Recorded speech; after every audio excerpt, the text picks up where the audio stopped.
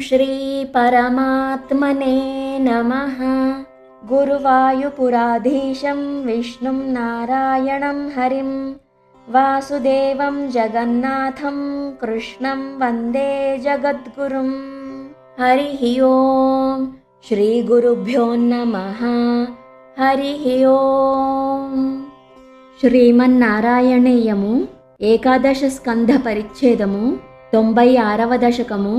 భగవద్విభూతి భక్తి యోగము. త్వం హి బ్రహ్మైవ సాక్షాత్ పరమురుమహిమన్నక్షరాణామకారః తారో మంత్రేషు రాజ్ఞాం మనురసి మునిషు త్వం భృగుర్నారదోపి ప్రహ్లాదో దానవానాం పశుషు చ సురభిః పక్షిణాం వైనతేయో నాగానామస్యనంతః సురసరిదపి చ స్రోతసాం విశ్వమూర్తే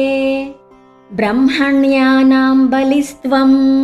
క్రతుషు చ జపయజ్ఞోసి వీరేషు పార్థో భక్తానాముద్ధవస్త్వం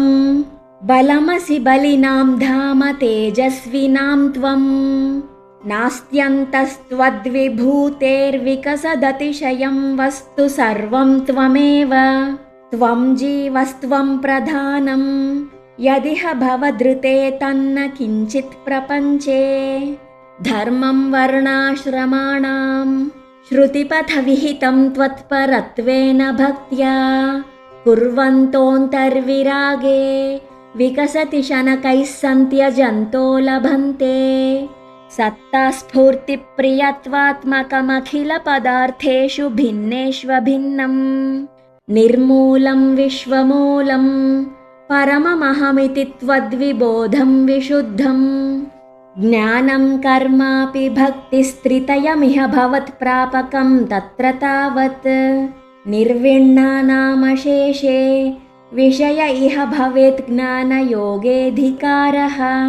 సక్తానాం కర్మయోగస్త్వయి హి వినిహితో యే తు నాత్యంతసక్తాః నాప్యత్యంతం విరక్తాస్త్వయి చ ధృతరసా భక్తియోగో హ్యమీషాం జ్ఞానం త్వద్భక్తతాం వా లఘుసు కృతవశాన్మర్త్యలోకే లభంతే తస్మాత్ తత్రైవ జన్మ స్పృహయతి భగవన్నాకగో నారకో వా ఆవిష్టం మాంతు దైవాద్భవజలనిధిపోతాయితే మర్త్యదేహే త్వం కృత్వా కర్ణధారం గురుమనుగుణవాతాయి తస్తారయేథాః అవ్యక్తం మార్గయంతః శృతిభిరపి నయైః కేవల జ్ఞానలుబ్ధాః క్లిశ్యంతేతీవ సిద్ధిం బహుతరజనుషామంత ఏవాప్నువంతి దూరస్థః కర్మయోగోపి చ పరమఫలేనన్వయం భక్తియోగః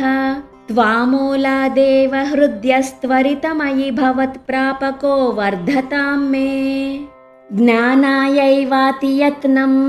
మునిరపవదతే బ్రహ్మ తత్వం తు శృణ్వన్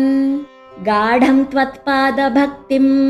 శరణమయతి యస్తస్య ముక్తిః కరాగ్రే త్వధ్యానేపీహ తుల్యా పునరసుకరతా చిత్తచాంచల్యహేతోః అభ్యాసాదాశు శక్యం తదపి వశయితుం త్వత్కృపాచారుతాభ్యాం నిర్విణ్ణః కర్మ మార్గే ఖలు విషమతమే త్వత్కథాదౌ చ గాఢం జాతశ్రద్ధోపి కామా నయి భువనపతే నైవ శక్నోమి హాతుం తద్భూయో నిశ్చయేన త్వయి నిహితమనా దోషబుద్ధ్యా భజంస్తాన్ పుష్ణీయాం భక్తిమేవ త్వయి హృదయగతే మంక్షు నంక్ష్యంతి సంగాః కశ్చిత్ క్లేశార్జితార్థక్షయ విమలమతిర్నుద్యమానో జనౌఘైః ప్రాగేవం ప్రాహ విప్రో న ఖలు మమ జనః కాలకర్మగ్రహా వా చేతో మే దుఃఖహేతుస్తదిహ గుణగణం భావయత్ సర్వకారీత్యుక్త్వా శాంతో గతస్త్వాం మమ చ కురు విభో తాదృశీం చిత్తశాంతిం ఐలః ప్రాగుర్వశీం ప్రత్యతివివశమనः సేవమానశ్చిరం తాం గాఢం నిర్విద్య భూయో युवति सुखमिदं क्षुद्रमेवेति गायन् त्वद्भक्तिं प्राप्य पूर्णः सुखतरमचरत् तद्वदुद्धूय सङ्गम् भक्तोत्तं संक्रियामां पवनपुरपते हन्त मे रुन्धिरोगान् श्रीहरये नमः।